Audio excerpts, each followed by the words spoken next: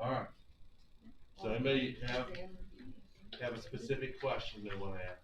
They need to address? Yes, ma'am. Can you go over, um, it was on the study guide, it's sec 7 pi/2. Which study guide? The one you posted. Practice problems? Yeah, Okay. 7 pi/2? yeah, it was sec 7 pi/2. Oh, find the exact value of the secant of 7 pi/2? Okay. So secant is the reverse of the cosine function, right? So,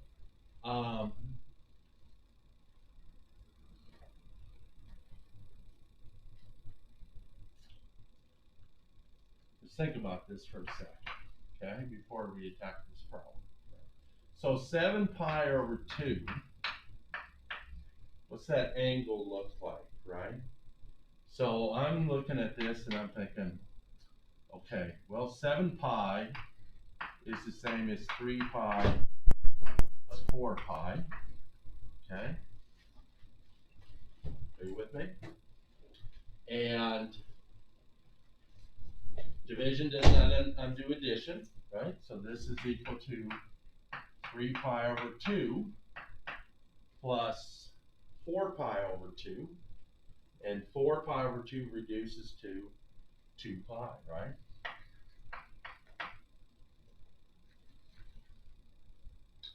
So the angle 7 pi/2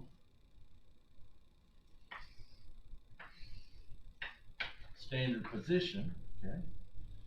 Right, remember the initial side is along the positive x-axis. To draw this angle, okay, we draw the angle 3 pi/2, which is the same as 270 degrees, right? This is the angle 3 pi/2, right? You have 3 pi/2 on the inner circle, right? And then you go, 2 pi is 1 full revolution, right? That's a circle. So that's what the angle 7 pi/2 looks like, okay? So the angle 3 pi/2 and 7 pi/2 are coterminal angles, right? And coterminal angles will have the same value, will have the secant function, right? Will have the same value for those coterminal angles. So the secant of 7 pi/2 is equal to the secant of 3 pi/2 plus 2 pi. And this all gets to the periodicity of the trig function, okay? And so this is just equal to the secant of 3 pi/2, okay? And that's due to periodicity.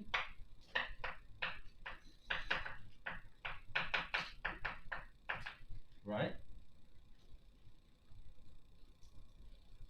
And now we can write secant as 1 over cosine.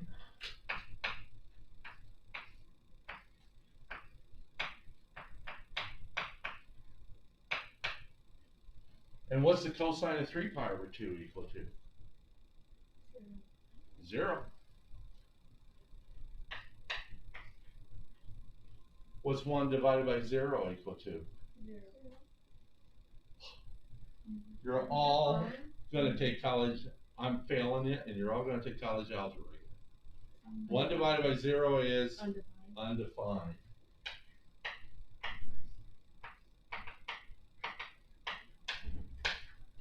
So secant 7 pi/2 is undefined. Can't divide by 0. Mr. Patel, I have some papers of yours, and I'm just dying to get rid of them. Okay?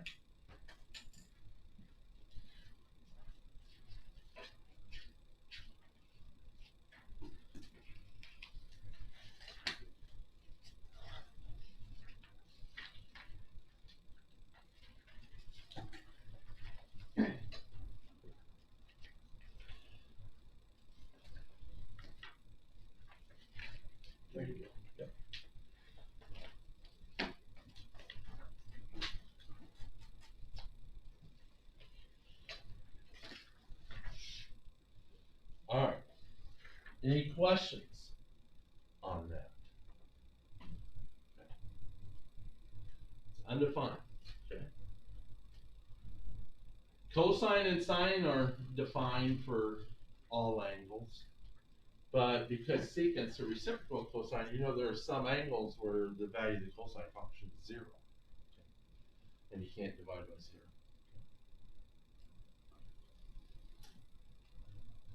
Yes, ma'am. I have a different question. Okay.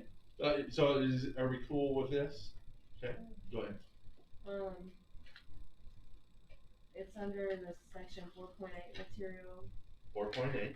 Yeah, it's cosine of x squared. It's like one of them adding. Cosine of x squared plus half times sine of x minus 1 equals 0. All right, say that again. Cosine of x squared plus half times sine of x minus 1 equals 0. And you got, this is a trig equation. Mm-hmm. We got to find all the values of x that make the left-hand side equal to 0. Trigonometric equation. All right. So, well, our trig equation is in terms of cosine and sine. Okay? And it can only be in terms of either cosine or sine when we solve this. So, we can substitute for cosine squared. We have the Pythagorean identity. Cosine x squared plus sine x squared is equal to 1, right? For all values of x. So if we subtract sine of x squared from both sides, you get the cosine of x squared is equal to 1 minus the sine of x squared. Okay.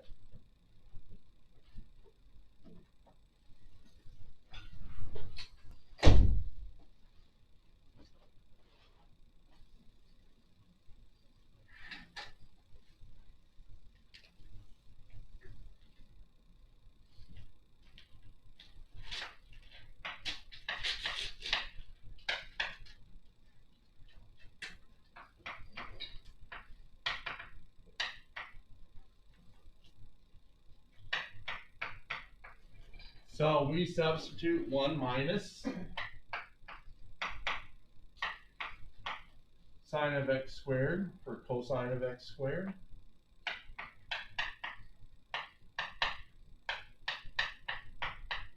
And now this is an equivalent equation to this one, okay? And the values of x, right, that make the left-hand side of this equation equal 0 are the same values of x that make the left-hand side of this equation. So solving this equation gives us a solution to this equation. Well, combining like terms, 1 minus 1 is 0. And so we have sine of x squared plus 1/2 sine of x is equal to 0, right? 1 minus 1 is 0. Now this is quadratic in form, but there's no constant term, right? This is like ax squared plus bx plus c, where c is equal to 0, right? There's no constant term. And so we have two terms containing sine of x, okay? So we can just factor out sine of x, right? The form of the equation on the left-hand side is like minus x squared plus 1/2 times x, right? If I just replace sine of x with x, I have minus x squared plus 1/2 x. And so in factoring the left-hand side, you can pull out an x or a minus x, okay? So if we pull out an x, right, we have minus x plus 1/2 is equal to 0, right? So here, instead of pulling out an x, we're going to pull out sine of x. So we have sine of x times minus sine of x plus 1/2 is equal to 0, okay? So here I factor out sine of x. And now we have a product of two factors equal to 0. And so the zero product property says either the first factor is equal to 0 or the second factor is equal to 0. So we have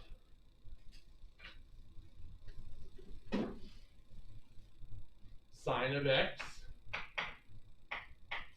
is equal to 0.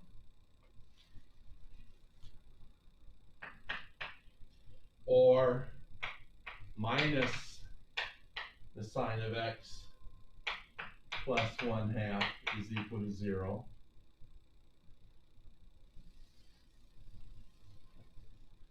By the zero product property. Okay? Well, what angles on the unit circle, right, from 0 to 2 pi, is the sine function equal to 0? Sine of 0 is equal to 0, right? And what's the other one? Sine of pi is equal to 0, right? That's 0 degrees and 180 degrees. Okay? In this equation, subtract 1/2 from both sides. You have the sine of x is equal to minus 1/2. And then you gotta divide to get rid of that minus. Remember, this is minus 1 times the sine of x, right? So we gotta divide both sides by minus 1.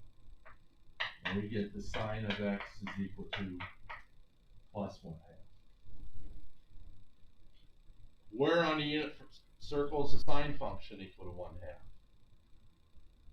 5 or 6. 5 or 6?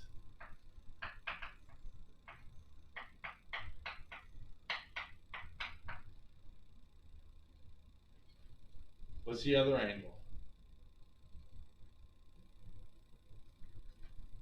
5 pi over 6.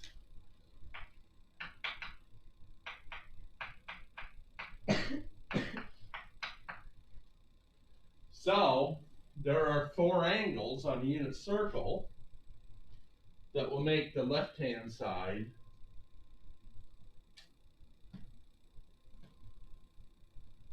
of this equation and this equation equal to 0. Okay? So, we have 4 solutions from the unit circle. And again, this is a Robert thing, I like to list them. Oh, I said 4. I am sorry. There are only 3. Right? There are 4. I'm confusing myself. Right? Sine of 0, 0. Sine of pi is 0. Sine of pi over 6 is 1/2. Sine of 5 pi over 6 is 1/2. So there are 4 solutions. So from smallest to largest, we got x equals 0. X equals pi over 6. X equals 5 pi over 6. And x equals pi. So those are the 4 angles on the unit circle that will make the left-hand side of our original equation equal to 0. But we want all the solutions. So we got to include the coterminal angles. And how do we include the coterminal angles? 2k pi. Add 2k pi to each.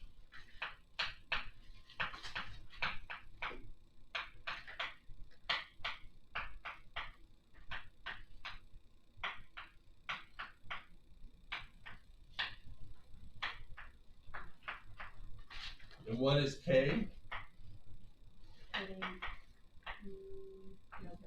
It isn't any integer, an integer, right?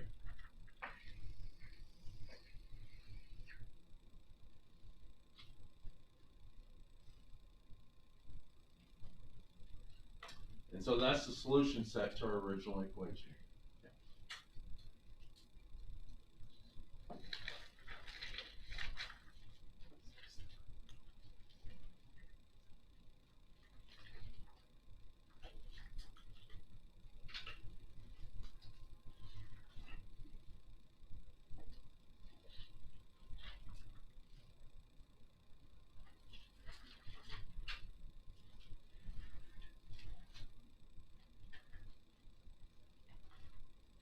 Next question.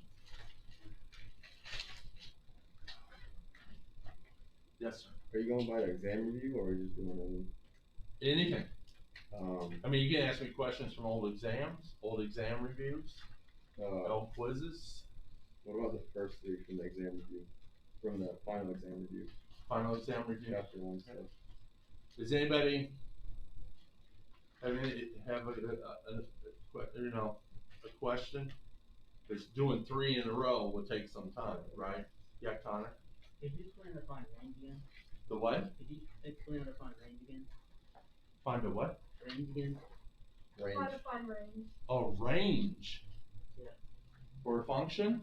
Yeah. Okay, so we'll do one of yours, then we'll talk about range, and then we'll come back to do the next 2. Okay, so we'll alternate. Okay. All right, so on the exam review, what was the first one on the exam review? I don't have it on there. 5x minus 6. And now, you're talking about from chapter? Yeah, that's From what, the one, Not chapter 1 or chapter 2, but, the final exam review. 'Cause yes, chapter 1 material. he's talking about. oh, this one. okay, it is chapter, okay. 5x minus 6 over 4x minus 7 is less than 7. Strictly less than. Yes. So this is an example of a rational inequality, right?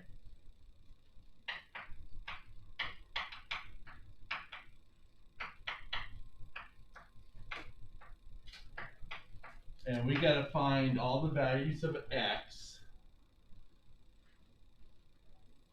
that make the left-hand side, make the value of the left-hand side less than 7. Okay? So what we're gonna do is we're gonna solve an equivalent inequality. The solution to that equivalent inequality is the solution to this inequality. Okay? So step 1 in solving a rational inequality is make sure 0 is on one side of the inequality. Okay? So what we're going to do in this case is we're going to subtract 7 from both sides. So we have 5x minus 6 over 4x minus 7 minus 7 is less than 0. Okay? Yes, ma'am. So why wouldn't you just multiply both sides by 4x minus 7? You won't get the entire solution set. You would only get one of the solutions, right? Yeah, Okay. like half of it. Yeah. Okay. So,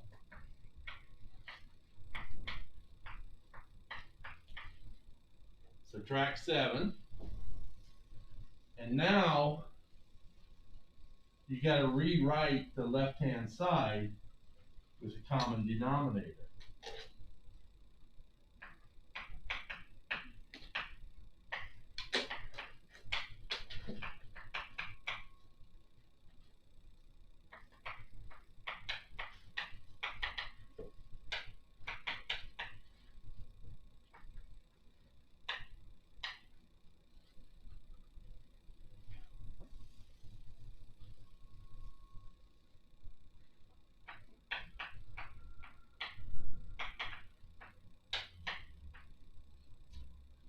So, what's the common denominator? 4x minus 7, right? So we have 5x minus 6 over 4x minus 7 minus 7 times 4x minus 7 over 4x minus 7, right? 4x minus 7 cancel, we're just left with minus 7, okay?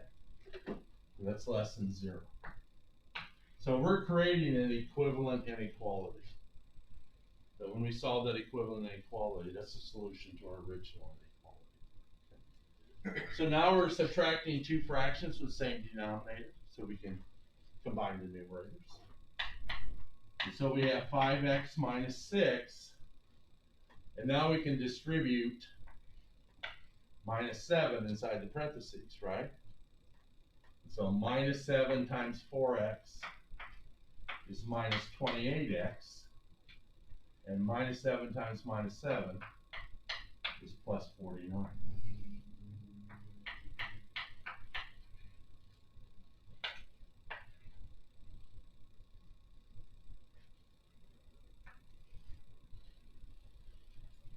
And now when you gotta combine like terms, right? So 5x minus 28x is negative.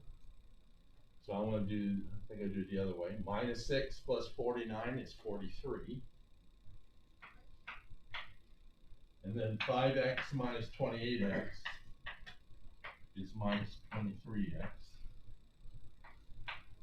All over 4x minus 7.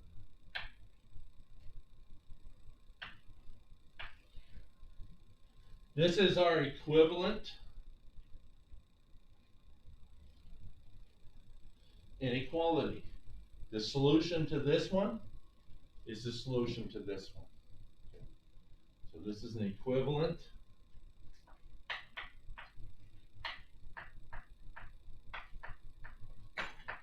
inequality.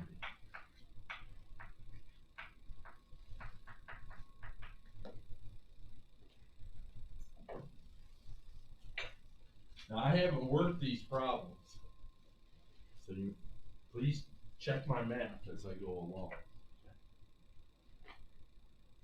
Step 3, find the zeros of the numerator and denominator, right? Or set the numerator and denominator equal to 0. And you find the zeros, right? So find the zeros of the numerator and denominator. So to do that, we set the numerator equal to 0.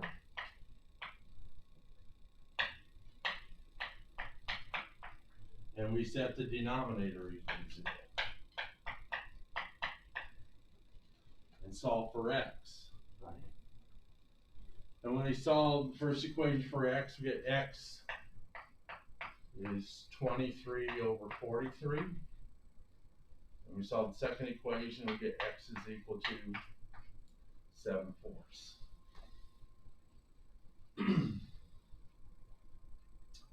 And now we use those two zeros to divide up the real number line into intervals. Yes, ma'am? Wouldn't the first one be negative 43 over? Oh, thank you. Okay. Yeah. Positive. 43 is equal to 20, right? If I add 23, well, let's do it this way. If I subtract 43 from both sides, we get minus 23x is equal to minus 43, right? And then when I divide both sides by minus 23, I have x is 43 over 23. And I had it flipped, didn't I? I had 23 over 43, right? That's why I'm asking. Please check my math, okay? Because I have not worked these problems, right? I'm doing this live. So, everything else I think is okay. So I'm going to leave the original problem up on the board so we can remember what it is we're solving. And so now in step 4,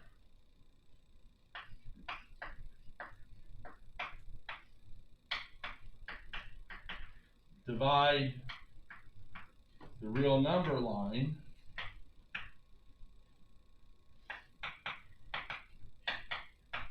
into intervals.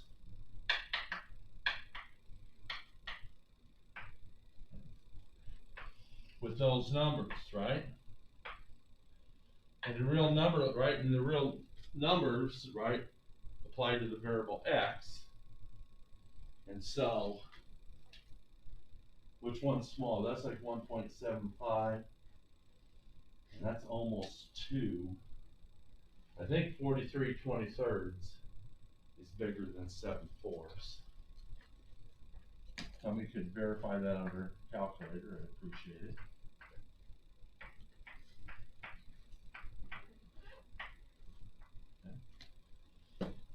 And one of these two values of x is in our solution set, and one is not.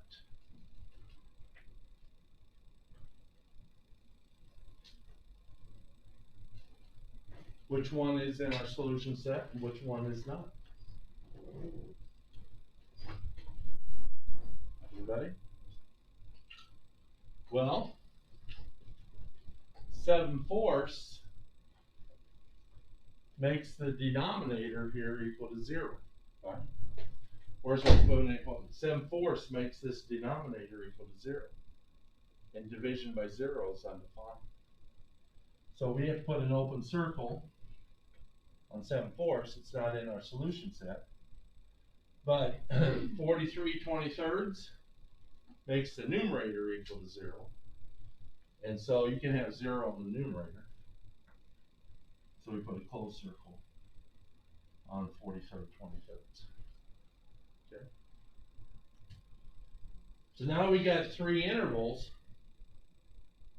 You know, we do the test point method. Okay. See whether the numbers in each of those 3 intervals, whether they satisfy our inequality or not. Okay. So we'll write it out.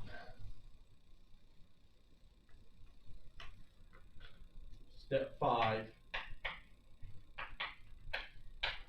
Gotta do the test point in each interval. Now, on the exam, you don't have to write it out in detail, but I don't know.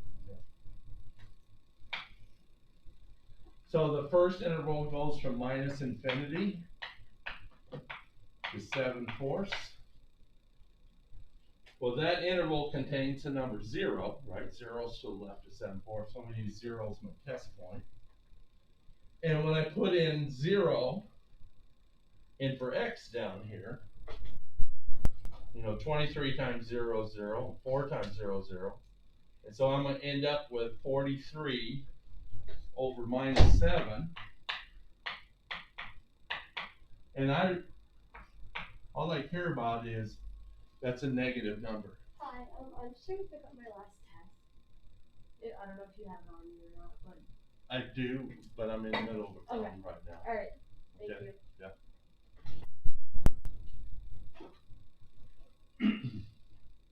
So, all we care about is the value is negative, okay? And so any number less than 7/4 put in for x down here makes the left-hand side of our inequality less than 0. Makes the value of our inequality less than 0. Okay? So these numbers to the left of 7/4 actually work. Okay? Any number less than 7/4 will make the left-hand side less than 0. Okay? Negative. Remember, negative numbers are to the left of 0, right? Positive numbers are to the right. Then the second interval from 7/4 to 43/23.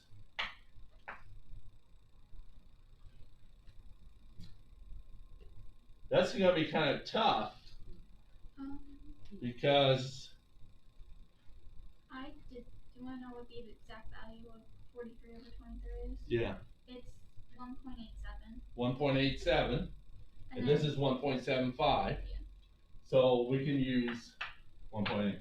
Now in the exam, you'll have better numbers than this. Okay? Yeah, you'll have better numbers. This is a practice, right? Numbers just get pulled out of the air without seeing what the consequences are.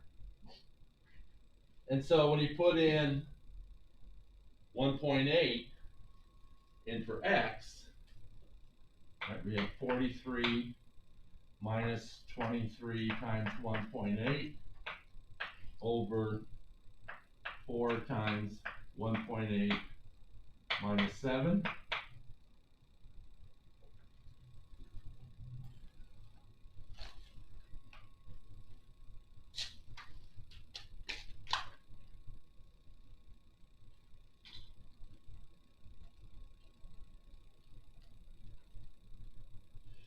And so I get 1.6 in the numerator.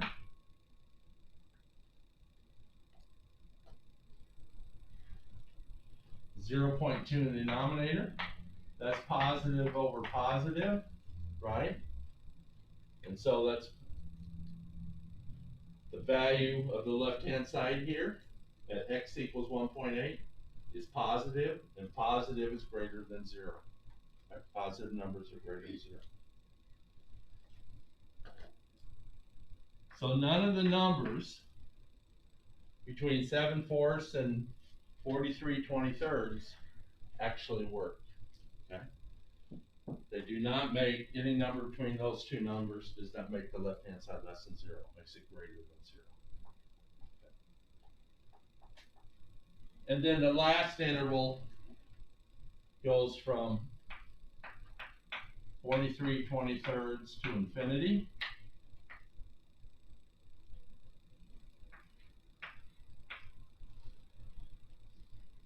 And this 43/23 is like 1.87, so we can use 2, right? Plus 2 is greater than 43/23. And so when I put in 2 in for x, down here, I have 43 minus 23 times 2 over 4 times 2 minus 7. 23 times 2 is 46. 43 minus 46 is negative 3. And 4 times 2 is 8. 8 minus 7 is 1. Minus 3 over 1 is negative. So any number greater than 43/23 put in for x down here makes the left-hand side less than 0. So those numbers work.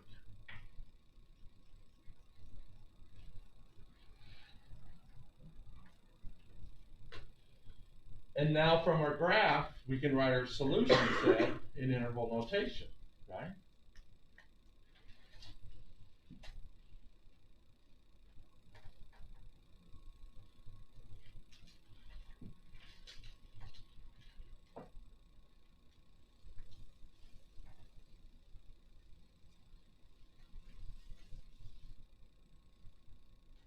So step 6,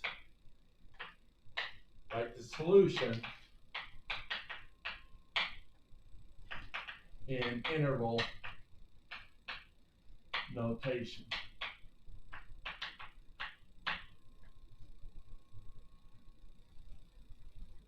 The first interval goes from minus infinity up to 7/4.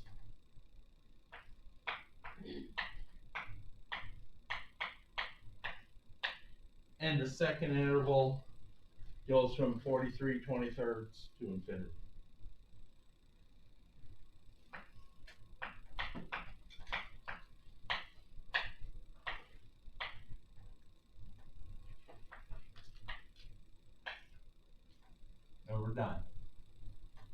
That's the solution set in interval notation. Okay. I wish the numbers were nicer. Okay. They won't be that difficult on the final, right? Because you have no calculator.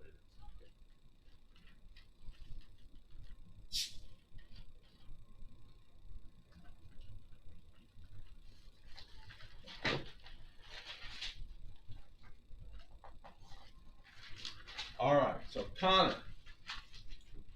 you wanted to know about range, right? What it is that what you said? What it is and how to find it. So, well, in short, the range, right, is the y coordinates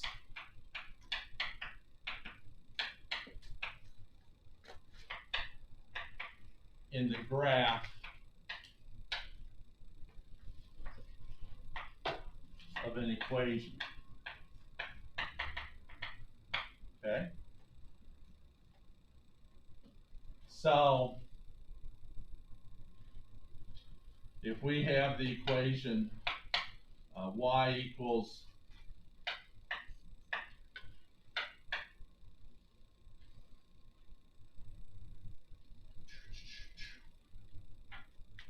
you gotta think of something that I can actually graph from my memory, okay?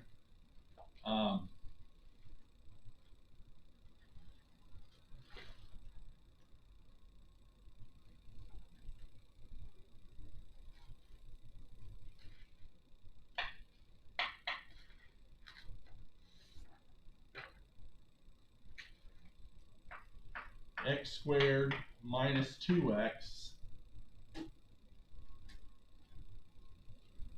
plus 2. Okay? That's a quadratic. And the graph of that thing, right, this is actually factors into x minus 1 squared plus 1. And so the vertex is at the point 1, 1, and then the graph opens up like this. Okay. So the y coordinates in the graph start at y equals 1 and go up. Okay. There's no point on the graph with a y coordinate less than 1. And so the range in this case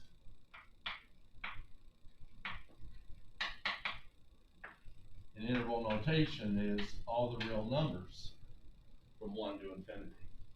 Okay. In inequality notation,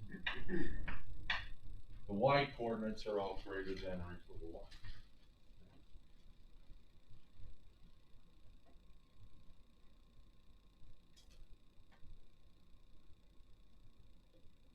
Now, if you have an inverse function, you can find the range of the inverse function from the domain of the one-to-one function. Okay? But that's a special situation. Okay? So that, I mean, this is the gist of what the range of an equation is, right, or a function, right? It's in the graph of that equation. It's all the y coordinates. Okay. What's the domain? It's all the x coordinates, all the x values. Yes, ma'am.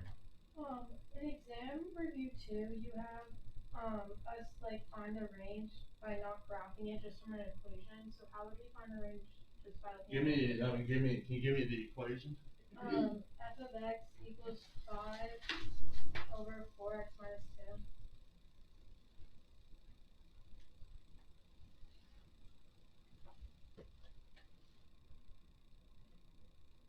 Is it an equation or a function? Function. What'd you say, f of x? Yeah, Is equal to what? 5 over 4x minus 2. Minus 2? Yeah. And it was find the range without graphing it? Well, it says, Well, I don't remember that one. determine the inverse function and then state the domain and range. Oh. Yeah. Yeah, and we can find the domain of the inverse function simple enough, because we know how to find the domain of the function. Mhm. The range of the inverse function is equal to the domain of f of x. And we know how to find the domain of f of x. Okay? So the range of f inverse of x is equal to the domain of f of x. So then how would you find the domain of the inverse? Just like we would find the domain of f of x. Yeah, so let's do that one, okay? Let's find the inverse. So, step one, finding the inverse of this one-to-one function. Replace f of x with y.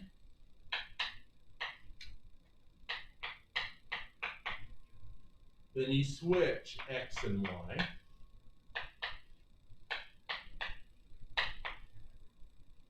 And then you solve for y, right? So to clear this fraction on the right-hand side, right, you gotta multiply both sides by 4y minus 2. So we have x times 4y minus 2 on the left is equal to 5 over 4y minus 2 times 4y minus 2 on the right, okay? So all I did was multiply both sides by 4y minus 2. 4y minus 2 cancels, right? In the numerator and denominator on the right-hand side. And I'm just left with plus 5 on the right-hand side. Now, we're solving for y, so we gotta isolate the y on the left-hand side, right? So,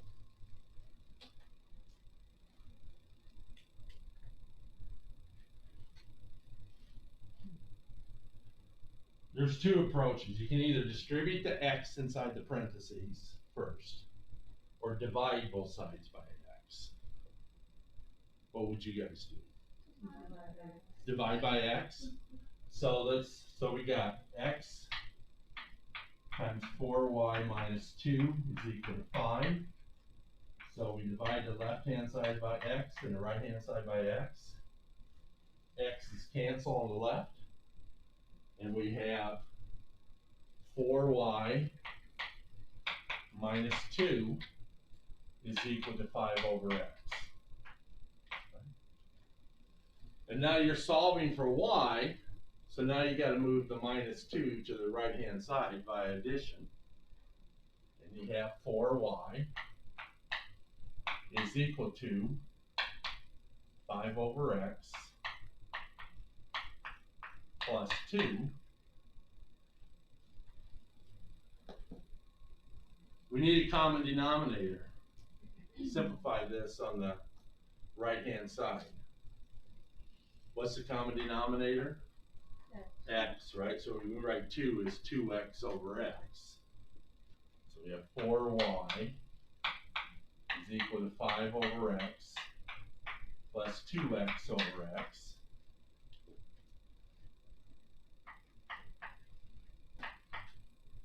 And so now the right-hand side is just 5 plus 2x over x, right? We can common denominator, we combine numerators. And now you gotta either divide both sides by 4 or multiply both sides by 1/4, right? So we have 1/4 times 4y is equal to 1/4 times 5 plus 2x over x.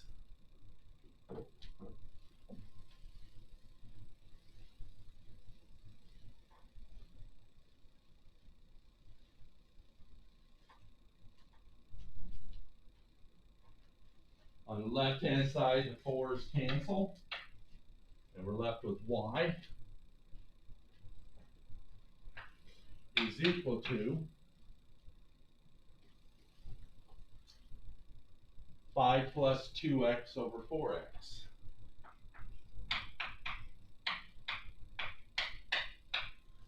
And then we replace y with inverse function notation.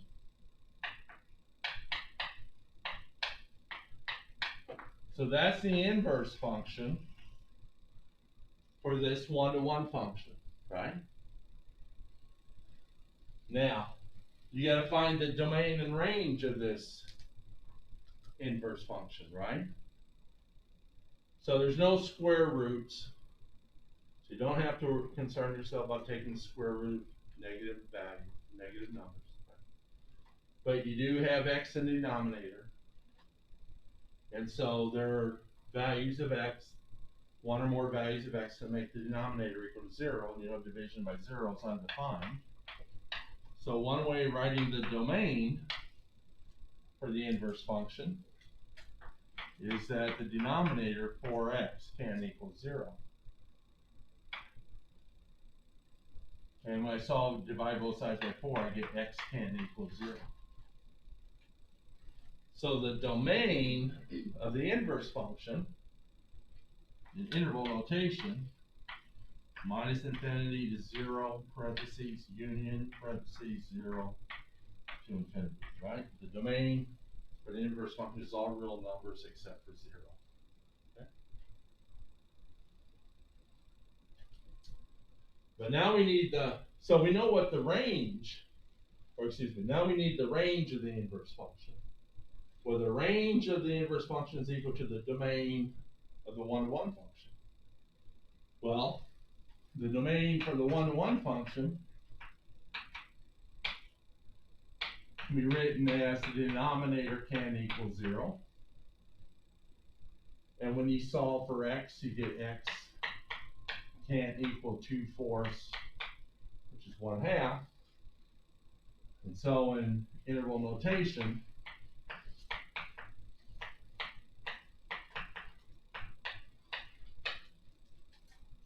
the domain of f of x is all real numbers except for 1/2. And that is equal to the range. Those same numbers make up the range of the inverse function.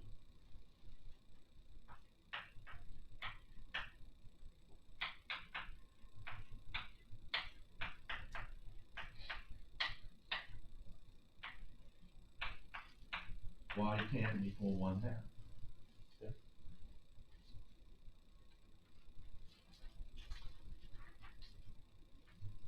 Okay, so that is, I guess, how you find the range without graphing. It has to do with the being the inverse function of a one-to-one function. Okay. All right. So, Ramesh, your second question was problem number 2. Yeah. What's problem number 2? So simplifying your rational expression. So x cubed minus 1 over x minus 1. Okay. So remember the binomial expansion and all that from section 1.5 you had to memorize? Then it's got to be up here on Saturday morning, right? So I'm doing this from memory my own self, and x cubed minus 1 I think factors into x minus 1 times x squared plus 2x plus 1, I hope. I think it's just plus x plus 1.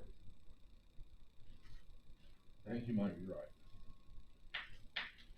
X times x squared is x cubed. Then I have plus x squared minus x squared.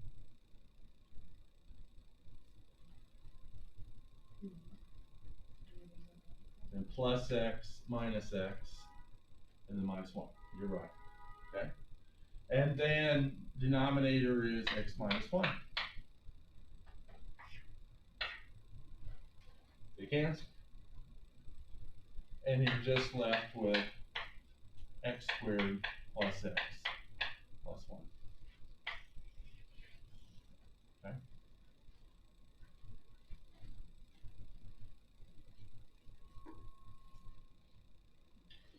Yeah, and just key on remembering how to expand x cubed minus b cubed, right?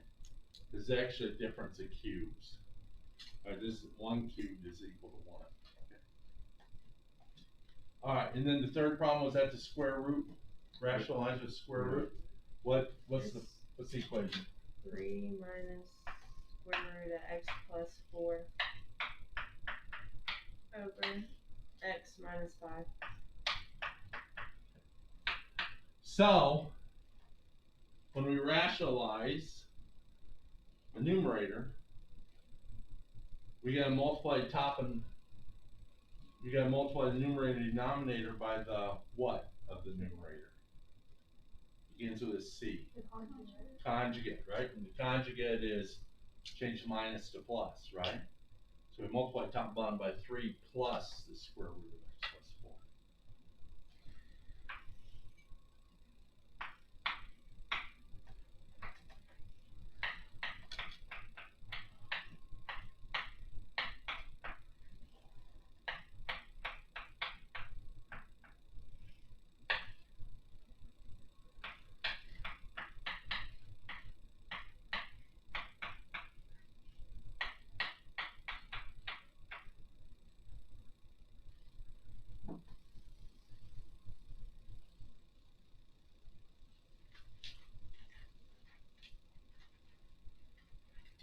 Well,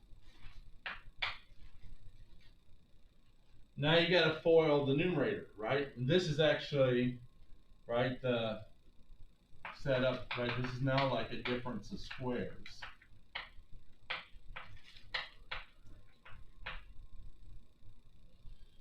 And so this is equal to, right, 3 times 3 when you FOIL the numerator. You have 3 times 3, which is 9. And then when you do the inner and the outer, they cancel.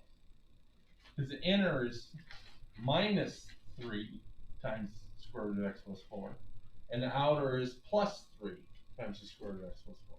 So the inner and the outer cancel. And then we multiply the last terms. And we have minus times a plus, which is minus, square root of x plus 4 times square root of x plus 4, which is just x plus 4.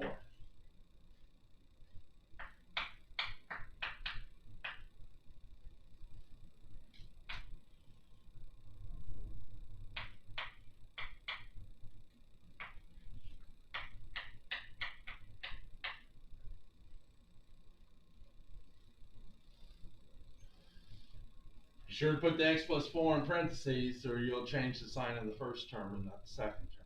Okay. So now you distribute the minus sign. And we have 9 minus x minus 4. Well, 9 minus 4 is 5. So we have 5 minus x over x minus 5 times 3 plus the square root of x plus 4.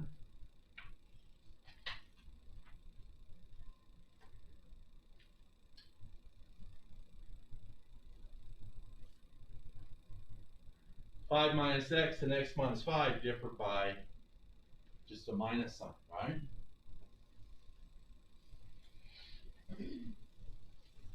So let's take note that if I multiply 5 minus x by negative 1, when I distribute the negative 1, I have minus 1 times 5, which is minus 5, and minus 1 times minus x is plus x, and then when I switch the order, I have x minus 5.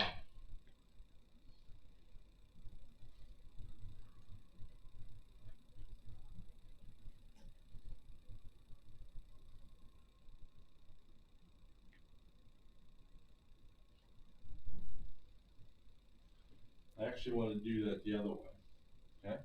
So let's also note that if I take -1 times x minus 5, when I distribute the -1 inside the parentheses, I have minus x plus 5, which is equal to 5 minus x.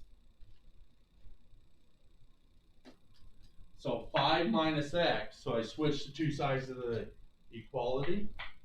5 minus x can be written as -1 times x minus 5. Okay.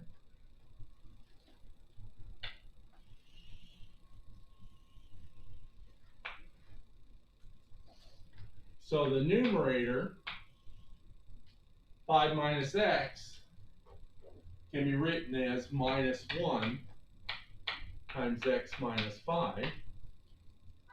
And the denominator, right, stays the same. It's x minus 5 times 3 plus the square root of x plus 4.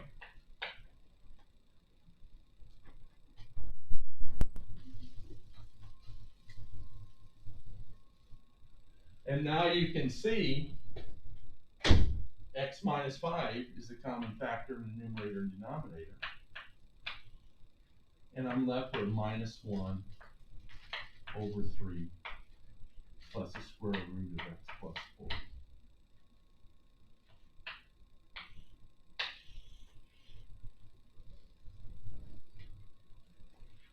Okay. Does that make sense? Yes. Okay. In the notes from that lesson, after each of those, it would say if x is not this, if x is not Right, that. because you don't want to end up dividing by 0. Right, so Yeah. will we need to include that in No. our answer? No. Okay. You're just reducing. You're just reducing. Alright guys, it's 6:58, so we'll stop here for tonight, okay?